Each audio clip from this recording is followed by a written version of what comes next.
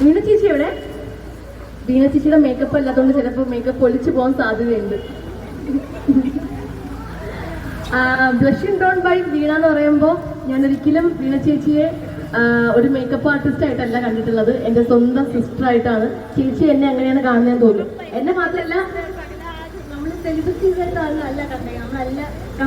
ഒരിക്കലും ഒരു business mind ഉള്ള ഒരാളല്ല വീണ ചേച്ചി എന്ന് പറയുന്നത്.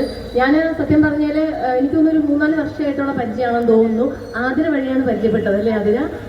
ആതിര വഴിയാണ് പരിചയപ്പെട്ടത്.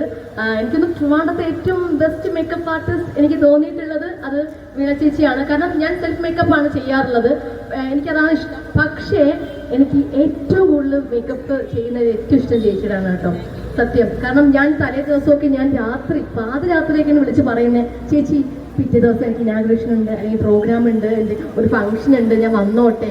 എത്ര തിരക്കാണെങ്കിൽ എത്ര ബിസി ആണെങ്കിലും ചേച്ചി വന്നോ, ഒരു കുഴപ്പമില്ല എന്ന് പറഞ്ഞ് എന്നെ വിളിക്കാറുണ്ട്. അത് എൻ്റെ ഒരു സ്നേഹം കൊണ്ട് തന്നെയാണെന്നാണ് ഞാൻ വിശ്വസിക്കുന്നത്.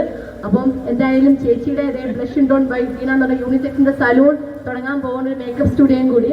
അപ്പോൾ നമ്മളുടെ എല്ലാവരുടെയും പ്രസൻസും സപ്പോർട്ടും എല്ലാം ഉണ്ട്, എല്ലാ ആർട്ടിസ്റ്റുകളുടെയും. പിന്നെ എനിക്ക് തോന്നുന്നു ട്രിവാൻഡ്രത്ത് മേക്കപ്പ് ചെയ്യാത്ത ആർട്ടിസ്റ്റുകൾ ഇല്ലാന്ന് തോന്നുന്നല്ലേ? എല്ലാ ആർട്ടിസ്റ്റുകളും മേക്കപ്പ് ചെയ്തിട്ടുണ്ട്. എല്ലാവരും ഒരു ടൈമെങ്കിലും ഇവിടെ വന്ന് മേക്കപ്പ് ചെയ്യണമെന്നാണ് എൻ്റെ ഏറ്റവും വലിയൊരു ആഗ്രഹം അല്ലേ? ചെയ്യും. ഒത്തിരി പേര് എന്നോട് ചോദിക്കുന്നുണ്ട് നമ്മളെയൊക്കെ മേക്കപ്പ് ചെയ്യുക പറ്റുമോ ഇല്ലേന്നൊക്കെ. ഉറപ്പായിട്ടും ചെയ്യും, ഞാൻ പറയുന്നുണ്ട്. എന്തായാലും ഓൾറെഡി ഇവിടെ യൂണിസെക്സിന്റെ സലൂൺ ഉണ്ടായിരുന്നു.